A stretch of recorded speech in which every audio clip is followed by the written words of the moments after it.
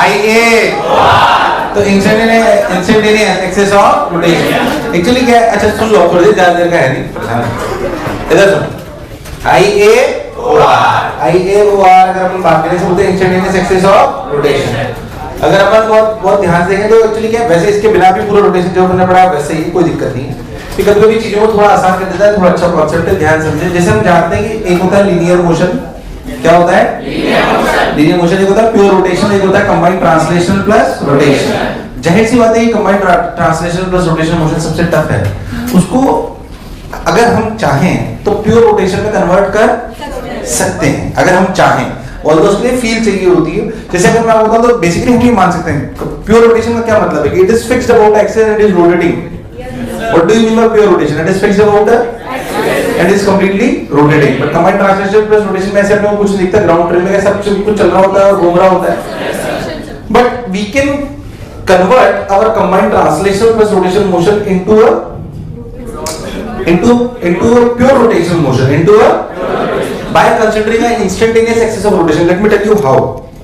Basically instantaneous का शब्द का मतलब क्यों अभी समझ में आएगा। एक्सिस ऑफ रोटेशन बेसिकली अगर मुझे बॉडी को प्योर रोटेशन में कन्वर्ट करना है, इट मींस वो किसी भी एक फिक्स्ड पॉइंट के अबाउट घूमती हुई सिर्फ नजर आनी चाहिए, ऐसा होना चाहिए। जैसे मान लो अगर हम सिंपल सा एग्जांपल लेते हैं कि कोई भी बॉडी जो अपन नॉर्मल अपन जो अपन सबसे ज्यादा पढ़ी है उसमें बात करते हैं, this is the condition of pure rolling on a fixed surface, this is the condition of a pure rolling on a fixed surface. इसको समझते हैं v ओमेगा कुछ v भाई, अच्छा भाई, ये भाई और भाई, अच्छा ठीक है भाई। अगर मान लो हम ध्यान दें तो इसके सभी पॉइंट की रफ्तार देखो तो याद करो किस पॉइंट की रफ्तार 0 होती थी। अगर आप प्योर रोलिंग हो रही हो तो एक पॉइंट ऐसा होता है जिसकी रफ्तार 0 होती है, बॉटम मोस्ट पॉइंट। कौन सा पॉइंट? बॉटम मोस्ट पॉइंट होता था जिसकी रफ्तार 0 होती थी। बहुत बढ़िया सर, जिसकी रफ्तार 0 हुआ करती थी, सबने बोला ठीक, मैंने ही बोला। लो भाई साहब, इसकी रफ्तार 0 होती, तो ओमेगा बराबर v बाय r, ये v, इसकी रफ्तार 0 होती थी इसके अबाउट। अब आप सोचो देखो, बेसिकली क्योंकि हम रिजिड बॉडी के साथ डील कर रहे हैं तो हमें पता होता है कि हम किसी भी पॉइंट पर बैठकर के दूसरे पॉइंट को देखें, क्या उसकी ओमेगा और अल्फा सेम होती है? क्योंकि रिजिड बॉडी में किसी भी दो पॉइंट्स के बीच की दूरी चेंज, क्योंकि उनके दो बीच की पॉइंट की दूरी चेंज नहीं होती, तो जाहिर सी बात है एक पॉइंट पर बैठकर दूसरे को देखोगे तो क्या वो ओमेगा से घूमता हुआ नजर आएगा? किससे नजर आएगा? ओमेगा से घूमता हुआ। चलिए भाई ठीक है, this equals to this equals to. अगर आप और ध्यान देखो तो अगर हम इसे देख रहे हैं तो हमें समझ में आ रहा है चल भी रहा है, घूम रहा है। सोच देख, मैं अगर इस इंस्टेंट पे यहां बैठ जाऊं, इस इंस्टेंट पर अगर यहां बैठ जाऊं तो क्या we can assume this body as a purely rotating body about this axis like this omega. इस इंस्टेंट के लिए यहां बैठा, सेंटर पे नहीं बैठना, ग्राउंड पे भी नहीं बैठना, the frame of reference is that point. अरे भाई साहब, क्या पॉइंट रेस्ट पर है? ये पॉइंट, और है तो बॉडी पर ही, पर है तो अगर मैं बॉडी के इस पॉइंट पर बैठकर सबको देखूंगा, पहले तो बॉडी का ये पॉइंट चल रहा है कि रुक रहा है? ये जो भी ये पॉइंट है, ये पॉइंट चल रहा है कि रुका हुआ है? रुका हुआ। तो ग्राउंड फ्रेम पे रेस्ट पे आ गए इस फ्रेम में, पर इस फ्रेम के लिए बॉडी क्या कर रही है? प्योर रोटेशन कर रही है। क्या कर रही है? अच्छा, फिर इसे बोला गया इंस्टेंटेनियस क्यों? क्योंकि ये इसी इंस्टेंट के लिए वैलिड है, अगले इंस्टेंट पे दूसरा पॉइंट आ जाए, अगले इंस्टेंट पे, इसलिए बोला गया instantaneous axis of rotation. Instantaneous axis of rotation is a point which is at momentarily at rest. About this point body is performing pure rotational motion. Body is performing, यार मुझे लगा है तुम्हें आया, जैसे फिर आसानी से बताऊं, देख कैसे, ध्यान सुनना अच्छे से। देख, अगर तू ध्यान दे तो इस वाले सवाल में जब हम किसकी रफ्तार लिखा करते थे तो हम कैसे लिखते थे? हम लिखते थे v प्लस ओमेगा r यानी कि 2v, याद है? भूल गया? फिर हम इधर लिखते थे v, फिर हम इधर लिखते थे v के दोनों का रिजल्टेंट √2v आता था, क्या 0 आता था? अरे हाँ ना बोल। ऐसे इसका भी v और इसका भी v, और क्या इसका √2v, कोई दिक्कत? सेंटर की रफ्तार v है, कोई दिक्कत नहीं है। आप डायरेक्ट आंसर निकाल सकते हो अगर आपको पता है तो। ध्यान से देख, इसको अगर सेंटर माने तो इस पॉइंट की रफ्तार होगी ओमेगा इंटू 2r। अरे भाई साहब, omega into 2r is 2v। अरे यार, omega into 2r is 2v। अगर इसे सेंटर माने तो आपको समझ में आएगा कि ये दूरी √2r है। अरे कितनी है? कितनी है? √2r। इसे सेंटर माने तो इस पॉइंट की रफ्तार ऐसे होगी omega into √2r, that is √2v। अरे भाई साहब हाँ ना तो बोलो। इस पॉइंट की देखो तो फिर से √2r, क्या ये रफ्तार ऐसे होगी √2v? ध्यान से देखो तो सेंटर की रफ्तार होगी ओमेगा r, जिसकी वैल्यू क्या v होगी। मैं तो कह रहा हूँ किसी भी जनरल पॉइंट की भी अगर लिखनी हो तो भी आपको कोई तकलीफ, ऐसे लो, यहाँ से r दूरी लो, इसके परपेंडिकुलर लो ओमेगा r। ये r सेंटर, वो वाला r नहीं, यहाँ से दूरी है। अरे भाई साहब हाँ ना तो बोलो। तो जब भी कोई बॉडी घूमती और चलती है, जब भी कोई बॉडी घूमती और चलती है तो कहीं ना कहीं एक पॉइंट ऐसा होता है जो रेस्ट पर होता है, क्योंकि किसी भी वेलोसिटी ऑफ द पार्टिकल के लिए लिखा गया है। मैंने ये वाला इलस्ट्रेशन इसलिए लिया क्योंकि इसमें हमें पता था कि ये वाला पॉइंट रेस्ट पर है। हर बॉडी में अगर मान लो प्योर रोलिंग नहीं हो रही है तो ये पॉइंट होगा कि कोई और होगा? ये तो मैंने इलस्ट्रेशन एवरेज आपको समझाया कि देख प्योर रोलिंग में तो आपको पता है कि वेलोसिटी कहां जीरो होती है। अब मान लो वो बॉडी जो चल रही है और घूम रही है, जैसे मान लो मैं आपको बात बताता हूं, जैसे समझो कि कोई बॉडी जनरली ये मान लो ऐसे चल रही है, तो कह रहा हूं उल्टे लेते हैं, ये भी जैसे सेंटर ऑफ मास की रफ्तार है, बोलो क्लियर? और ये ओमेगा से घूम रही है, मैं तो कह रहा हूं उल्टा घुमा देते हैं। तो हमें पता है कि कोई भी वेलोसिटी ऑफ पार्टिकल क्या लिखी जाती है, velocity of particle with respect to centre of mass plus velocity of centre. अरे कहीं तो दुनिया में एक ऐसा पॉइंट होगा जो इन दोनों का समेशन जीरो लाएगा, जो इन दोनों का समेशन लाइक वो बॉडी के अंदर हो ये आवश्यक, पहली बात वो बॉडी के अंदर हो ये आवश्यक, बॉडी के बाहर भी हो सकता है वो पॉइंट बॉडी के। अगर मैं लिखूं velocity of the particle to velocity of the particle to centre of mass plus velocity of the centre of mass, तो कोई ना कोई जगह ऐसी होगी जरूर जहां पर ये वैल्यू क्या हो जाएगी, जीरो। जिस जगह वो जीरो होगी उस पॉइंट के अबाउट ये पूरी की पूरी बॉडी ओमेगा से घूम रही होगी। किससे घूम रही होगी? जैसे इस पर्टिकुलर केस में हम देखें तो वी ऐसे, अब तो कौन कहां पे पॉइंट होगा जहां पे जीरो हो सकती है? देख इमेजिन कर, velocity of particle to centre mass is omega r, velocity of particle to centre mass is, सोच कैसे?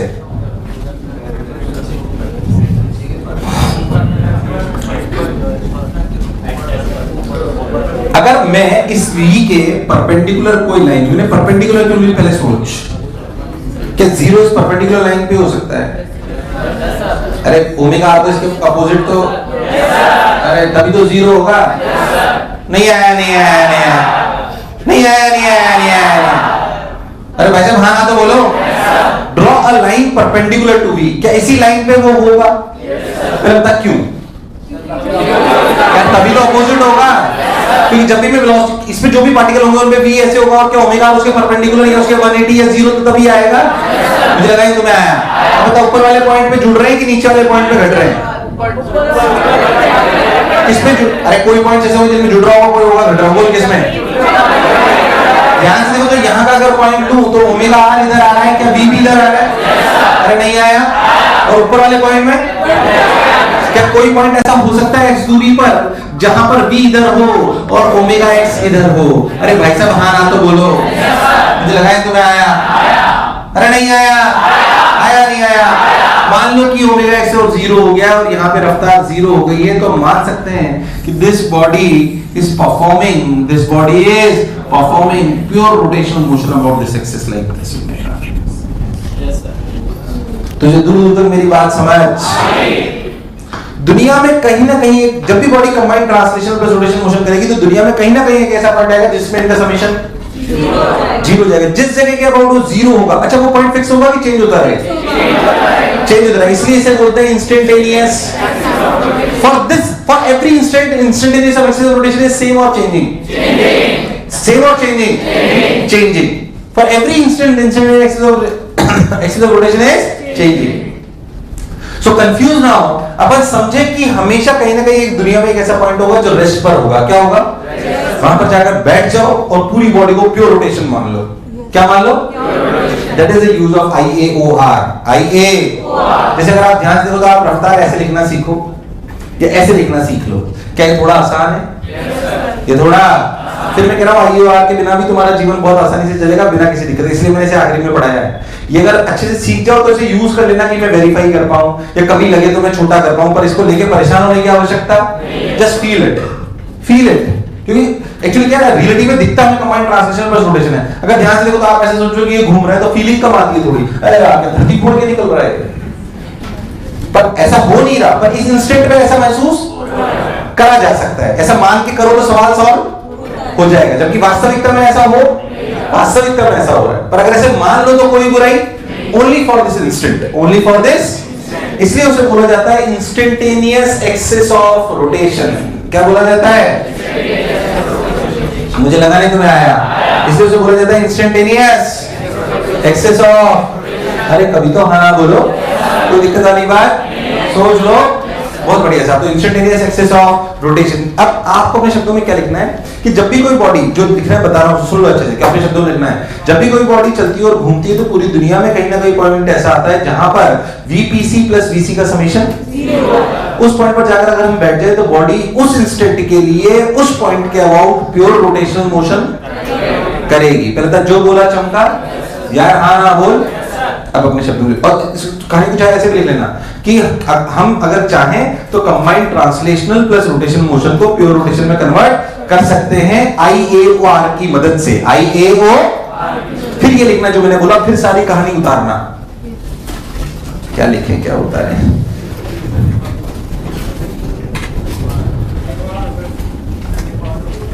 मैं नहीं लिखवा रहा, समझ आया ना? नहीं समझ आया तो दोबारा समझा दो, उतरवाऊंगा मैंने।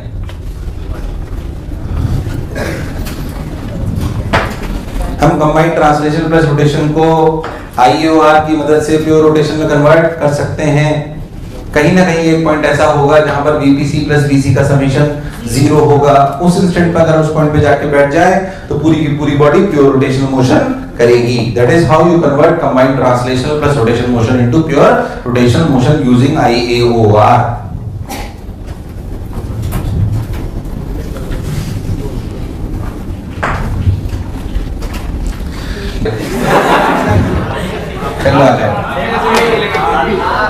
क्या ठीक है? मैंने जो अपना मैसेज कन्वे करना था that I have conveyed, now it's up to you how you will take it. वापस ट्रैक पे आते हैं तो हमने बोला कि कहीं ना कहीं स्पेस में एक पॉइंट ऐसा जरूर होता है जो क्या होता है? रेस्ट पर। क्या होता है? क्या होता है? जो रेस्ट पर होता है। सबने बोला ठीक, मैंने ही बोला ठीक, रेस्ट पर होता है। अच्छा भाई, बहुत बढ़िया। अगर वो रेस्ट पर होता है, अगर वो रेस्ट पे होता है तो उसके अबाउट बॉडी पूरी की पूरी क्या करती है? अब बेसिक बात ये होती है कि वास्तविकता में जब भी कोई body combined translation plus rotation motion करे, जब भी कोई body combined translation plus rotation motion करे तो जाहिर सी बात है मुझे उस पॉइंट को निकालना आना। कौन सा पॉइंट? जो रेस्ट पर, जो रेस्ट पर। तो उसके तीन तरीके जो जनरली अमूमन यूज में लिए जाते हैं, कैसे मैं आपको बताता हूं, ध्यान से सुनना। तो तीन तरीके हैं, वो क्या है? अच्छे सुन। वो तीन तरीके ये हैं कि जैसे पहला तरीका तो मैंने आपको बता ही दिया कि अगर किसी बॉडी का, लिखो method of finding out of IAOR, methods of finding out of IAOR। First समझे, अगर आपको ओमेगा एंड VC पता हो,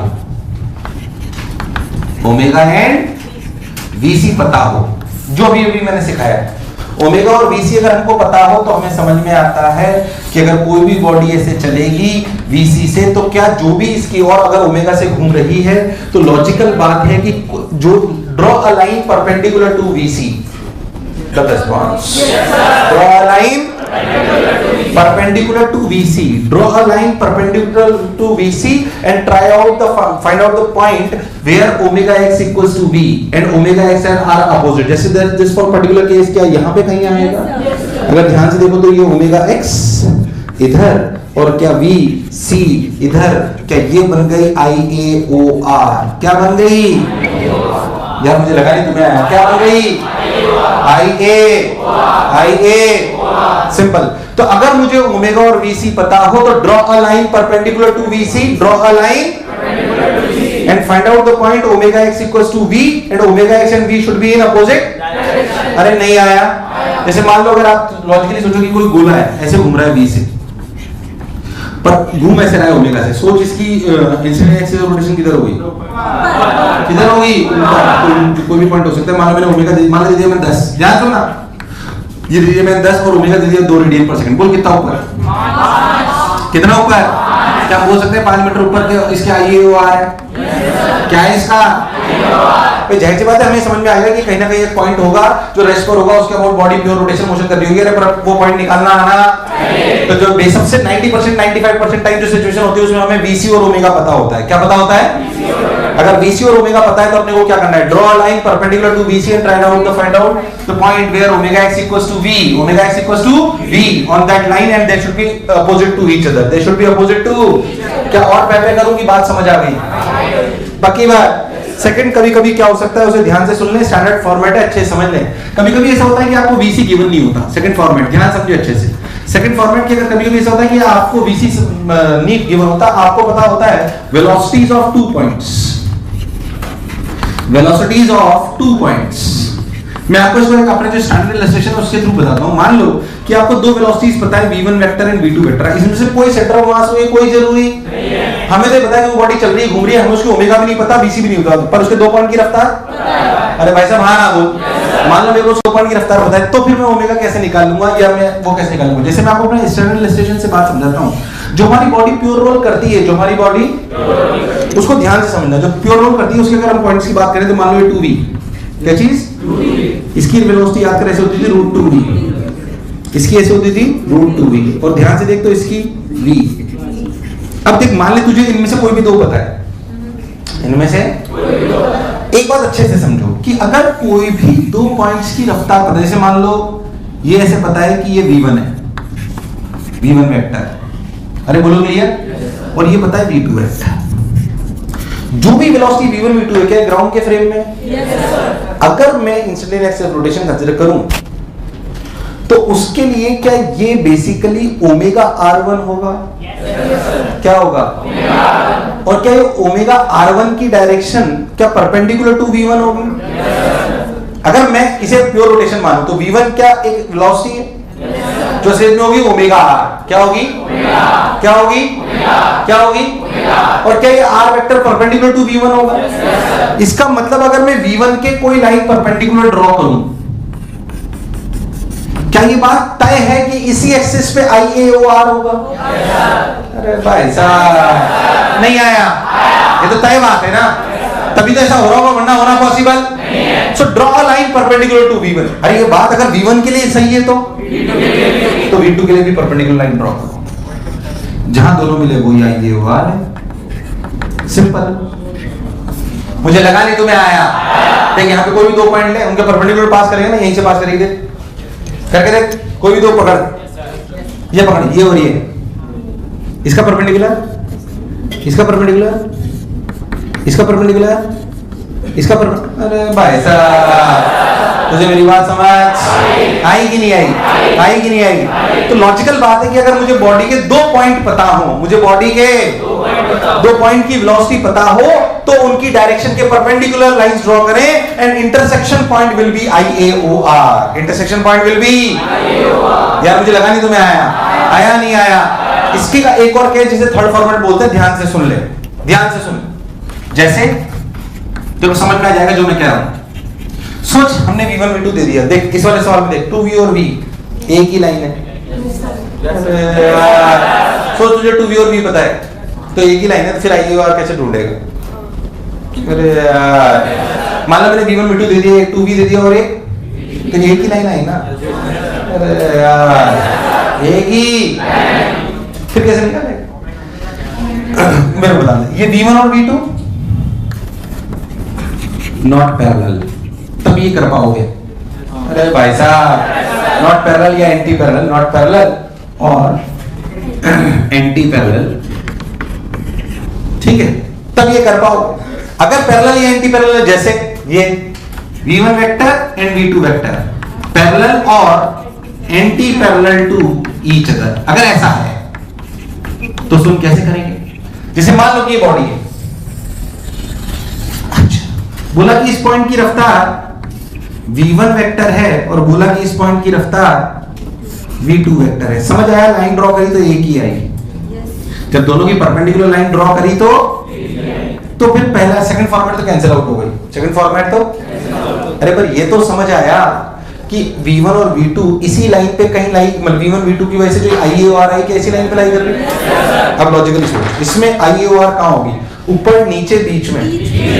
कैसे एहसास हुआ तुझे?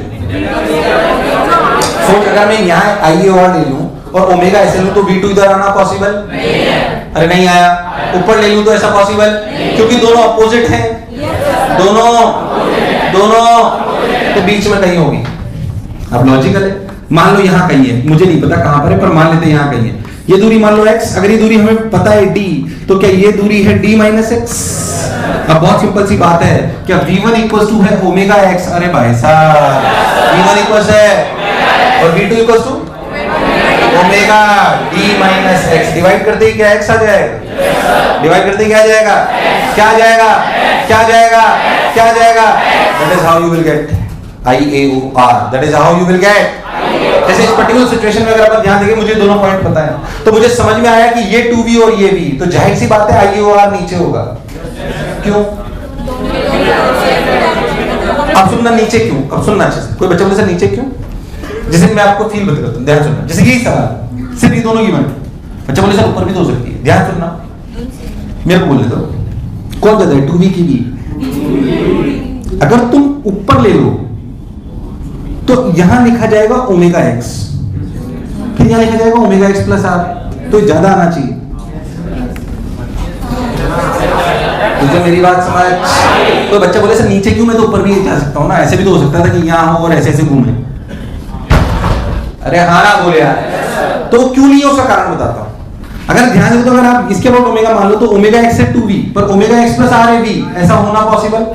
ऐसा तभी हो सकता है जब नीचे, ऐसा तभी हो सकता है जब, यार मुझे लगा नहीं तुम्हें आया, ऐसा तभी हो सकता है जब, अरे कभी तो हाँ ना बोलो, अरे कोई बुराई, अरे सोच लो, अरे पक्की बात, अरे गारंटी, तीनों फॉर्मूला उतार लो और याद होनी चाहिए IAOR कैसे निकालते हैं। चलो आ जाओ, खत्म करते हैं। क्या हमें बात समझ में आई कि IAOR क्या करती है, और हमें साथ साथ ये भी समझ आया कि IAOR अगर कभी निकालना हो तो उसके 3 तरीके हैं, तीनों आपके सामने हैं, कोई रॉकेट साइंस। ओमेगा v पता हो तो भी कर सकता हूं, v1 v2 पता हो तो भी पता कर सकता हूं, v1 v2 पैरेलल हो तो भी पता कर सकता हूं। चलिए आइए, मैं आपको छोटी सी बात बताता हूं, जो आपने सवाल करे याद करो। मैंने आपको एक सवाल कराया था, इधर देखा ध्यान से, इसको आसानी से कैसे कराया जा सकता है आपको अच्छे से समझाता हूं। याद कर, मैं तेरे को एक सवाल कराया था कि अगर अपन किसी भी, जो इसका मोमेंट ऑफ इनर्शिया kmr² है, क्या है, जो आपने पीछे सवाल करे ना, उनको आप ऐसे कर सकते हो, मैं आपको बता रहा हूं, थोड़ी सी फील ज्यादा है कि h हाइट पे याद कर अपन ने फोर्स लगाया था और बोला था friction is sufficient for pure rolling. यार तुम्हें नहीं आया, कराया था याद कर। फिर अपन ने 2 इक्वेशन लिखी थी, क्या लिखी थी? 2 इक्वेशन। इसको एक इक्वेशन से भी कर सकते हैं, सुनना, ये अगर प्योर रोलिंग हो रही है तो क्या IAOR है? इसके अबाउट फ्रिक्शन का टॉर्क, पक्की बात? इसके अबाउट F का torque, Fx plus r, F equals to I alpha, equals to I किसके अबाउट? सेंटर ऑफ मास, इसके अबाउट, इसके अबाउट, इसके अबाउट मोमेंट ऑफ इनर्शिया होगा kmr² plus mr² into alpha, के alpha equals to a by r। ये आ गया खत्म answer. देख पीछे, आंसर आ गया। अरे यार, अरे यार, 1 लाइन खत्म। अरे सवाल कराया ना, ये कराया कि नहीं कराया? आ गया लो, देखो आंसर आ गया, आएगा उतने साल से आ रहा है। बेसिकली मैं आपको कह रहा हूँ, जितने भी सवाल आपने ऐसे करे थे ना, क्या उनको अपन ऐसे भी और छोटे से कर सकते हैं? उसमें कोई दिक्कत? मैं इसका एक थोड़ा अच्छा सवाल कराता हूँ। ये सब सवाल आप कर सकते हो IAOR से, अगर आपको फीलिंग आ जाए तो आप IAOR से, पर मैं कह रहा हूँ बहुत ज्यादा परेशान होने की आवश्यकता नहीं। नॉर्मल प्रोसीजर जाओ, फील आती है, दो एक की जगह 2 लिख लेते, बट फील ज्यादा आती है। ये चेकिंग के लिए रख लो। किसके लिए रख लो? चेकिंग के लिए।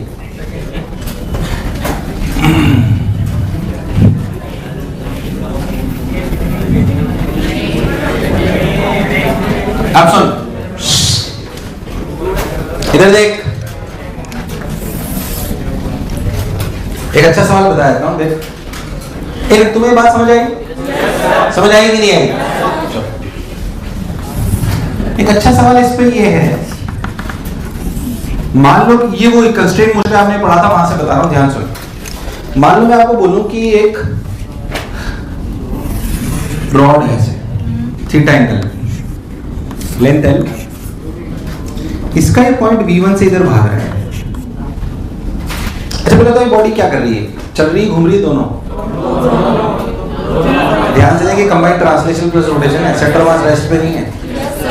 अगर ऐसे स्लाइड करेगी तो चल रही घूम रही है दोनों, चल रही घूम रही दोनों। और याद कर इस पॉइंट की रफ्तार v1 है, तेरे को याद कर कंस्ट्रेंट में ये v1 हो तो ये निकालना सिखाया था, सिखाया था कि नहीं सिखाया था? ये पूछा ही नहीं, पर पूछा speed of centre of mass, speed of centre of मास।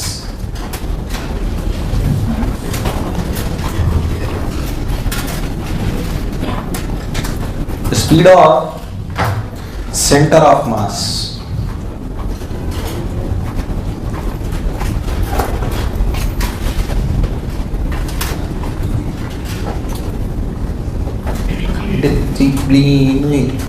तू ध्यान से देखे ना तो कौन सी फॉर्मेट है, IUR वाली सेकेंड, ये V1 है तो ये तू V2 निकाल सकता है, हालांकि इसमें V2 निकालने की जरूरत नहीं, सिर्फ डायरेक्शन से मतलब है।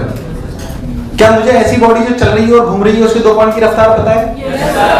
IUR निकालने का तरीका क्या, दोनों के परपेंडिकुलर ड्रॉ करो, इसके परपेंडिकुलर इसके परपेंडिकुलर। क्या this is IUR, this is IA। इसका IUR का मतलब क्या होता है? क्या अबाउट दिस पॉइंट, क्या this body is performing pure rotation, this body is performing, मतलब इसके अबाउट अपने ऐसा मान सकते हैं it is rotating with omega. अब ध्यान से, बस सिंपल एकदम ध्यान से देख, if this is omega, this is L sin theta, this is क्या omega into L sin theta is V1? अरे भाई साहब, V1 is what? ये चमका नहीं चमका? वो तो सवाल खत्म, बचा क्या? सेंटर की दूरी कितनी है यहाँ से? L/2 omega L/2, omega is from here, V1 by L sin theta, खत्म।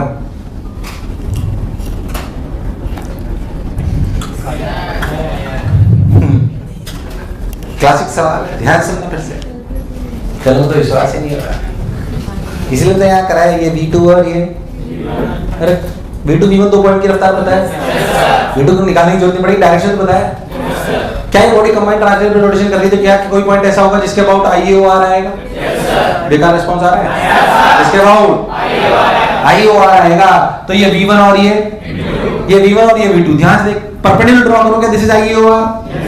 What do you mean by IUR? क्या about this point body is performing pure rotation?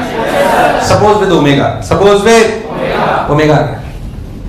सोच के देखो तो ओमेगा कैसे निकालना है, क्या यहां से यहां तक की दूरी L sin थीटा, तो V1 की वैल्यू है क्या, ओमेगा, प्योर रोटेशन हो रहा है भाई, तो ओमेगा की वैल्यू क्या आ गई, V1 by L sin। अब सेंटर ऑफ मास भी तो एक पॉइंट ही है उसके लिए, सेंटर ऑफ मास भी तो, इस एक्सिस से सेंटर मास की दूरी क्या है, L/2। अरे ये L है तो ये भी L होगा ना, तो आधा L/2 नहीं होगा? अच्छा ये समझ नहीं आया ये L है तो ये कितना होगा, तो ये कितना होगा, अरे भाई साहब, अच्छा ये डाउट था, ये साला L/2 कैसे आया? तो एक दूरी कितनी हुई, कितनी हुई, तो अगर ये L/2 तो रफ्तार क्या होगी, omega and perpendicular to this. इधर मत बना लेना क्योंकि ये रेक्टेंगल है तो ये डायगोनल के अलावा परपेंडिकुलर होगा, ये जरूरी नहीं है। तो ओमेगा L/2 और ओमेगा की वैल्यू कितनी है, V1 by L sin theta, तो V1 by 2 sin theta is the correct answer. नहीं सही नीचे आएगा cosec थीटा। हंसने की क्या बात है, सही तो है, 1 by sin theta cosec theta नहीं होता, क्या किट्टू जब बढ़ती हंसती रहती है, चश्मा फोड़ के आंखें निकाले, गोटियां खेलूंगा, गोटियां नाम है दूसरा मेरा। एक मिनट,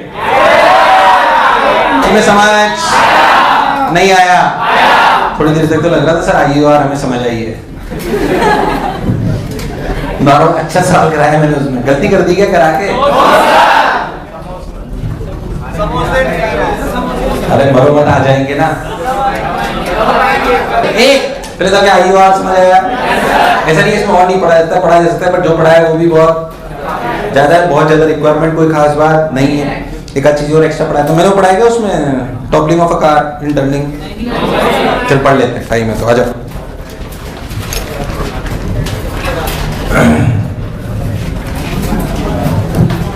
इधर देख, पढ़ा दिया तो नहीं पढ़ाऊं? पढ़ दो तो चलो आ जाओ, टाइम है, आइए। टॉपलिंग ऑफ अ कार, रफ्तार में सुनते हैं, याद कर। टॉपलिंग ऑफ अ कार अच्छा सवाल है बेसिकली, ये इसे हेडिंग बना दी गई है, toppling of a car in turning. पहले आप पुरानी बातें याद करो जो आपने सर्कुलर में पढ़ा था, रफ्तार दे या पागल हो जाते हैं। जब अपन ने सर्कुलर में पढ़ा था कि अगर कोई भी कार एक सर्कुलर ट्रैक पे टर्न ले रही होगी तो उसको जो सेंट्रीपिटल फोर्स प्रोवाइड करता है फ्रिक्शन की वैल्यू होनी चाहिए mv²/r। हमें फ्रिक्शन चाहिए mv²/r, इतना फ्रिक्शन चाहिए जो चाहिए वो मैक्सिमम से कम होना चाहिए। दैट इज μmg, हमने हमको मार दिया v की वैल्यू √μrg। बोल यस और no? That is what we have studied into circular. That is what we have studied into circular. एक स्टेप आगे चलते हैं, सर्कुलर रोटेशन की बात करते हैं। ध्यान से देखो, कार को थोड़ी अच्छे से एनालिसिस कर दो। कार के 2 टायर होते हैं कि 4 होते हैं? 4। कितने होते हैं? 4। 2 अंदर की तरफ और 2 बाहर। जब कार अपनी घूमती है तो जाहिर से देखो, अगर आपने कभी देखा तो कार कभी-कभी स्किड करने की बजाय पलट जाती है। तो ऐसे का तेज चीज से जा रही है तो ऐसे पलटती है कि अंदर पलटती है? अंदर पलटती है। ऐसे इधर पलटती है, इधर पलटती है, यानी कि वो बाहर वाले टायर के अबाउट टॉपल कर जाती है। बाहर वाले टायर के अबाउट उसे बोलते हैं टॉपलिंग ऑफ अ कार। क्या बोलते हैं? टॉपलिंग। मेरी बात ध्यान से सुनना, अच्छे से, प्रूफ अच्छा है, सवाल अच्छा है बेसिकली। ये ध्यान समझो तो आपकी कार है, इधर देखो ध्यान से। अगर ध्यान से तो कार की बातें मत करो यार, रफ्तार दीजिए प्लीज। अगर अपन देखें ध्यान से तो अपन ने 2 इसके टायर लिए, पीछे बैक पोर्शन। ऐसे मत सोचो कि कार के टायर तो सर्कुलर होते हैं, बैक व्यू लिया इसलिए रेक्टेंगल नजर आ रहे हैं। अपन यहाँ पे अपनी इसकी जो है बेसिकली वो लिख लेते हैं, जो भी लिखना है आगे 20 अपन लिख लिया। ध्यान से देखो तो अगर अपनी बहुत अच्छी सी चीज देखें तो ये अपनी दूरी है 2a। क्या है? 2a। अपने दोनों टायर के बीच की दूरी हमने 2a ले ली। अपन मान लेते हैं कि जो उसका सेंटर ऑफ मास है, मान लो यहाँ से h हाइट ऊपर है। कितना है? h हाइट ऊपर। मान के देखो कि अपनी पूरी v रफ्तार से चल रही है, जिस सर्कल में चल रही है वो रेडियस है r। कितना है? कोई दिक्कत वाली बात नहीं है। अगर कार बाहर की तरफ स्किड करना चाहती है तो जाहिर सी बात है फ्रिक्शन लगता है। अंदर दोनों टायरों पे लगने वाले फ्रिक्शन को F1 F2 मान लो, जिसको इस वाले सवाल में हम कंबाइंड मान के F माना करते थे। बोल यस और नो? और वास्तविकता में F1 F2 हुआ करता था। अगर अपन ध्यान से तो यहाँ पे लगने वाली नॉर्मल को N1 मान लो और यहाँ पे लगने वाली नॉर्मल को N2 मान लो। अगर हम पूरे फ्रेम के इसके फ्रेम के हिसाब से चले तो अपन यहाँ पे लगाएंगे एक सेंट्रीफ्यूगल फोर्स जिसे हम बोलते हैं mv²/r, और नीचे की तरफ हम लगाएंगे mg। क्या लगाएंगे? mg। लॉजिकल बात है कि अगर हम सारी इक्वेशंस को बैलेंस करें तो हमें समझ में आएगा कि n1 + n2 होगा mg, n1 + n2 होगा mg, और हमें समझ में आएगा कि f1 + f2 होगा mv²/r। These are the standard equations which we have already studied. The last equation which we have to study is कि जब ये टॉपलिंग होनी होगी, क्या होनी होगी? तो समझ में आता है कि टॉपलिंग तब होगी जब n1 n2 में से कोई 0 हो जाए। टॉपलिंग तब होगी जब कोई टायर साथ छोड़ दे। जब कोई टायर तो या तो N1 0 या फिर अब कौन कम है वही 0 पहले होगा, इसमें कोई शक वाली बात। वो हमें कैलकुलेशन बताएंगे। अगर बॉडी टॉपल नहीं कर रही है, बॉडी टॉपल नहीं कर रही है तो क्या टॉर्क अपना 0 होना चाहिए। मान टॉर्क हर बॉडी को 0 मान लेते हैं, हमें 0 प्रूव करना है। इसके अबाउट 0 प्रूव करते हैं। इसके अबाउट अगर टॉर्क 0 प्रूव करें, देखो ध्यान से, इस सेक्टर का अबाउट भी कर सकते हो, जहां आपको अच्छा लगे वैसे कर लो। इसके अबाउट करो, थोड़ा अच्छा लगेगा। अरे भाई हां ना बोल यार। इसके अबाउट अगर टॉर्क 0 करें तो N2 का टॉर्क 0, F2 का टॉर्क 0, F1 का टॉर्क 0, F1 का टॉर्क 0, F2 का टॉर्क 0, N2 का टॉर्क 0, तीन का टॉर्क 0 हो गया। बचे 3 फोर्स mg mv²/r है। मन बोल किस चीज का अंदर है? किस चीज का अंदर है? अंदर वाला टॉर्क बराबर बाहर वाला टॉर्क होना चाहिए ना। बोलो किस चीज का अंदर है?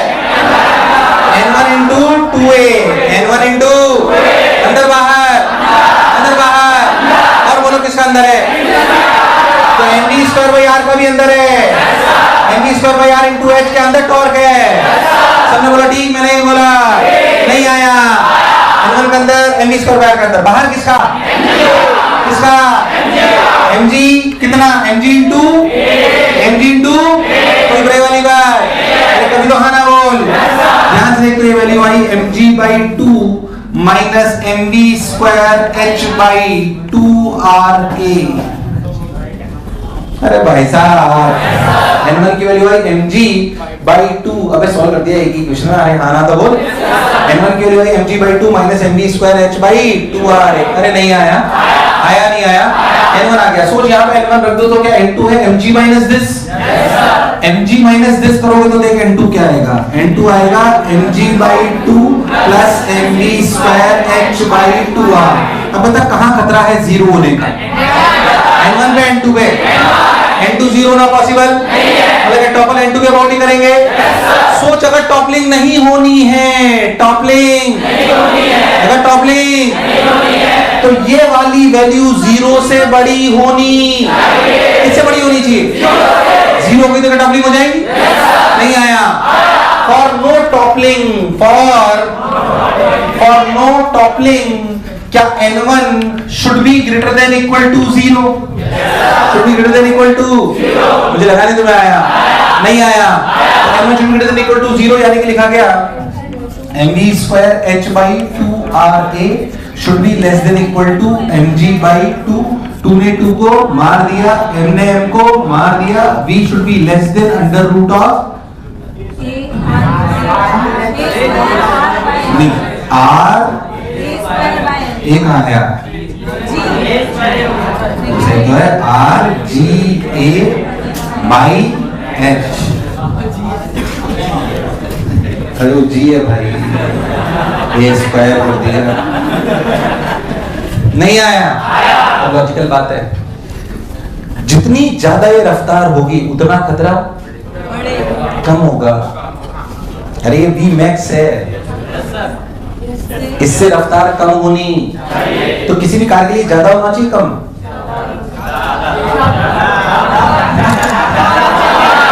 ज्यादा कम? इतनी रफ्तार तक सेफ हो, इतनी रफ्तार तक तो रफ्तार कम होनी चाहिए ज्यादा? ज्यादा। अब इतनी रफ्तार तक सेफ हो, अगर किसी कार की ये वैल्यू आई 10 मीटर पर सेकेंड तो 10 मीटर पर सेकंड से कम पे सेफ है ना वो, तो रफ्तार ज्यादा होनी चाहिए कम? ये वैल्यू ज्यादा होनी, जितनी ज्यादा होगी उतना। सोच कौन सी कार सेफ है जिसका एच ज्यादा कम है? एच और ए, मतलब वो कारें कम पलटती है जिनका बेस हो और चपटी हो। अरे भाई साहब, जिनका बेस हो और चपटी हो मतलब एच हो, तो मैं दूर दूर तक मेरी बात समझ? अरे आई कि नहीं आई? अरे सोच लो, अरे हाँ ना बोल उधर।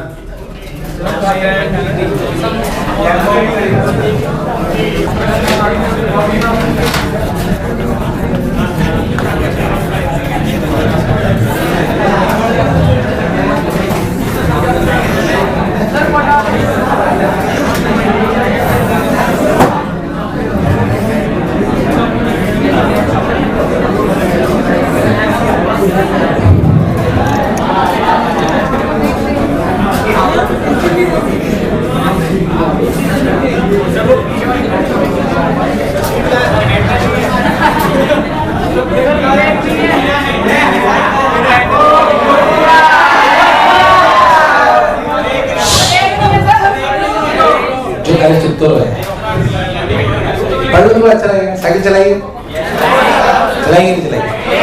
जब साइकिल चलती है, जब साइकिल तो ऐसा समझो कि आइडियल सिचुएशन में दोनों टायर प्योर रोल करते हैं। घसीटती तो नहीं अपनी साइकिल, दोनों टायर क्या करते हैं? अच्छा मैं साइकिल वाले समझा रहा हूँ, बट कार मोटरसाइकिल सबके लिए, मोटरसाइकिल में इंजन लगा होता है, तो जो आप पेडल मार के चेन घुमाते हो क्या वो इंजन करता है? The same happens with the car. Engine ही आपके पिछले टायर्स को, अगले टायर्स को वो देता है टॉर्क। क्या देता है? बेसिकली आप टायर के बारे में समझो तो जो आप चेन लगी होती है, चेन देखिए किस टायर से जुड़ी होती है? पीछे के आगे? पीछे टायर से जुड़ी होती है अपनी साइकिल में। तो अगर जो बेसिकली वो क्या करती है चेन, आप ऐसा समझो जो चेन है वो टायर पे है ना, ऐसा समझो तो चेन का अगला हिस्सा इधर फोर्स लगाता है और पिछला हिस्सा भी इधर ही लगाता है। आप ऐसे लगाते हो तो चेन के दांते फंसे होते हैं उसमें, तो उसको ऐसे घुमाते हैं। अरे यार, पर ये कपल टॉर्क है, उस चेन से फोर्स नहीं आता, क्या आता है? टॉर्क। क्या आता है? नहीं आया। अगर आप कोई भी जो अपनी साइकिल होती है, जो मजदूरों वाली साइकिल, उसको अगर स्टैंड पर खड़ा करके घुमाओ तो टायर घूमता है पिछला। अरे हाँ, बचपन में कई बार करा होगा, साइकिल खड़ी हुई उसमें चढ़ गया, पता लगा स्टैंड से उतर गई। अरे हाँ ना बोलिया, फिर बहुत शौक होता है साइकिल चलने का, तो केजी करके भी चलाई होगी। चलाई नहीं चलाई? चलाई क्या तुम डायरेक्ट ही पायलट की ट्रेनिंग लेते हो?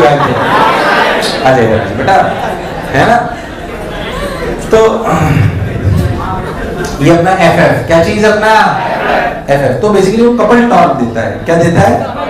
क्या देता है? कपल टॉर्क देता है। सबने बोला ठीक, मैंने ही बोला ठीक, ठीक भी कपल टॉर्क देता है। उस कपल टॉर्क की वजह से टायर घूमता है। सोचो मान लो फ्रिक्शन ना हो, फ्रिक्शन ना हो तो मैं कई बार पूछ चुका हूं कार को कौन चलाता है? इंजन की फ्रिक्शन, एक से नहीं चलती कार। एक नाम इंजन फ्रिक्शन, क्योंकि बिना इंजन नहीं चल जाएगी क्या? इंजन का काम है उसे घुमाना। तो ऐसे घूमी, अगर फ्रिक्शन नहीं होता तो ये पॉइंट कहां भागता? अगर फ्रिक्शन नहीं हो तो ये पॉइंट कहां भागता? पीछे। ऊपर किसे भाग जाए? ये पॉइंट कहां भागता? कहां भागता? कहां भागता? ये पॉइंट भागता पीछे। चूंकि पॉइंट पीछे भागता तो फ्रिक्शन कहां लगता? कहां लगता? तो पिछले टायर पे फ्रिक्शन कहां लगता है? Static kinetic, static kinetic, static kinetic. ये पिछले टायर की कहानी है, जब हम कार साइकिल को एक्सीलरेट कर रहे थे। अगले टायर में देखो, अगले टायर में चेन नहीं है, अगले टायर में चेन नहीं है। अगले टायर में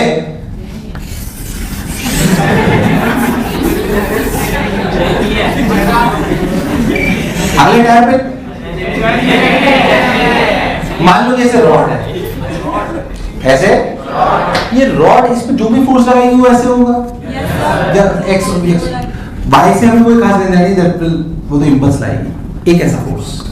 अगर किसी भी सर्कुलर चीज पे सेंटर पे फोर्स लगे, प्योर रोल याद करो अभी तक, तो फ्रिक्शन किधर लगेगा प्योर रोल करने के लिए? क्योंकि F तो घुमा ही देगा, फ्रिक्शन कहां लगेगा?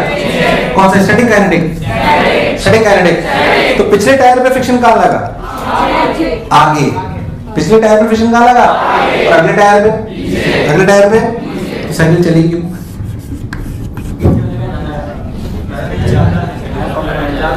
अब ये सच्चाई है, जब साइकिल एक्सीलरेट करती है तो पिछले वाले पे कहां लगता है और अगले वाले पे? तो चली क्यों? ये FF बराबर नहीं है, ये दोनों स्टैटिक हैं। इसकी वैल्यू अलग है और इसकी value, in case of acceleration this is F1 greater than F2, both are static, both are. ये सवाल आ सकता है कि साइकिल जब एक्सीलरेट करती है तो क्यों करती है? पहली बात किसकी वजह से? फ्रिक्शन। किसकी वजह से? पिछले टायर पे फ्रिक्शन किधर लगता है और अगले टायर पे?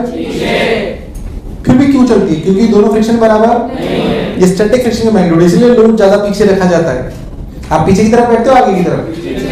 हालांकि अलग बहुत सारी डिजाइन हो सकती है और एक अलग बात है, पर जो नॉर्मल डिजाइन पे अपन बात कर रहे हैं उस पे, बाकी aerodynamics of car scooters is a very vast topic, but the normal thing is this. In motorcycles also we do the same. जब हम ब्रेक लगाते हैं, क्या लगाते हैं? तो हम क्या करते हैं? टायर से घूम रहा होता है, ब्रेक होता है, उसमें वो रबड़ के गोटे लगे होते हैं, वो दबते हैं उसके रिम पे, तो क्या घटती है? ओमेगा। क्या घटती है? जैसे पिछले टायर में ब्रेक लगाया, तो ऐसा तो नहीं चेन भी चलाते रहते हो और ब्रेक भी लगाते। कॉमन सेंस कहता है कि अपन चेन मतलब टॉर्क देना बंद करते हो, क्या लगाते हैं? तो ब्रेक लगाते हैं, तो वो ऐसे घूम रही होती है, तो गुट्टे लगते हैं ऐसे, तो क्या कम होता है? ओमेगा। ओमेगा कम होगा तो सोच ये पॉइंट आगे स्लिप करना चाहेगा, ओमेगा कम कर देना, वो क्या करेंगे? ओमेगा। अगर ओमेगा कम करना चाहिए तो ये पॉइंट ओमेगा आर पीछे रफ्तार दे रहा है और वी आगे, तो ओमेगा आर अगर कम होगा तो क्या फ्रिक्शन वी को कम करना चाहेगा? तो फ्रिक्शन कहां लगेगा? पीछे, तो साइकिल को रोक देता है। तो साइकिल को एक्सीलरेट भी फ्रिक्शन ही करता है और डी एक्सीलरेट भी। कॉमन चीजें जो आपको समझाएगी, बिल्कुल same happens to what? Motorcycle, and same happens to what? Car में दो टायर पीछे होते हैं, एक्सेल जुड़ा होता है उनके, इंजन से क्या जुड़ा होता है? एक्सेल। पिछले दोनों टायर को टॉर्क देता है वो। इसलिए आपने कार में सुनी होगी दो टाइप की कारें आती है, 2 व्हील ड्राइव, 4 व्हील ड्राइव। जो मिलिट्री की जीप या आर्मी की जीप वगैरह होती है, पुलिस की, वो सब 4 व्हील ड्राइव होती है। क्या होती है? जैसे आप ध्यान दो तो आपकी कार, इसको मेरे को बोले तो तुम्हें आता है, अच्छी बात है। कार अगर आप देखो कार मोटरसाइकिल जो भी अपनी फंसती है, जनरली हमारी जो कारें हैं वो सब कारें फंसती है, पिछला टायर फंसता है, अगला नहीं फंसता। अब तुम खाई में कुदा दो तो कुछ भी बच जाएगा, पर कीचड़ में फंसने का काम कौन सा टायर का होता है? पिछले टायर का, अगला निकल जाता है। क्योंकि पिछला टायर अगर फंस गया, वहां फ्रिक्शन नहीं है, तो कीचड़ उछलता रहेगा पीछे। क्योंकि पिछले टायर को निकालने वाला कोई भी, अगला तो पहले ही उसको पीछे धकेल रहा है, अरे भाई साहब, अगला तो पहले उसको, इससे पीछे वाला फंस जाता है। पर अगर अगला फंस जाए तो कौन निकाल ले जाता है? पीछे वाला निकाल ले जाता है। इसलिए आर्मी की, पुलिस की जीप में 4 व्हील ड्राइव होती है। 4 व्हील ड्राइव मतलब आजकल 4 व्हील ड्राइव मतलब चारों पे टॉर्क देता है इंजन। तो जो आप कपल टॉर्क से पीछे वाले पे ले रहे हो वो कहां होगा? आगे भी होगा। और तो चारों टायरों पे फ्रिक्शन आगे मिलता है, चारों टायरों पे फ्रिक्शन, चारों टायरों पे फ्रिक्शन आगे मिलता है। तो उससे क्या होता है, अगर पिछला फंस जाए तो कौन निकाल लेता है, और अगला फंस जाए तो पीछे वाला। तो आर्मी की जीप, पुलिस की जीप, या आजकल तो एसयूवी जो भी आती है उनमें ऑप्शंस होते हैं कि आप 2 व्हील ड्राइव लेना चाहते हो या, पर जाहिर सी बात है कि आप ज्यादा ताकत का प्रयोग करोगे तो एवरेज कम हो जाएगा। इसलिए नॉर्मली हमें ऐसी कोई जरूरत नहीं है, हमारी कारें बहुत शानदार होती है, हमें कौन सा गड्ढों में चलानी है, कुदानी है। पर जो कीचड़ में चलने वाली आर्मी की जीपें हैं जहां पे जरूरत है तो वहां पे 4 व्हील ड्राइव की जरूरत होती है, एक्स्ट्रा पावर की आवश्यकता होती है। This is known as 4 wheel drive. क्या चीज? तो नॉर्मल आराम से फंडे हैं। अगर आप अभी ऑटोमोबाइल इंडस्ट्री में जाओगे डिजाइनिंग पार्ट में, then you have to study it. उतार को जो इच्छा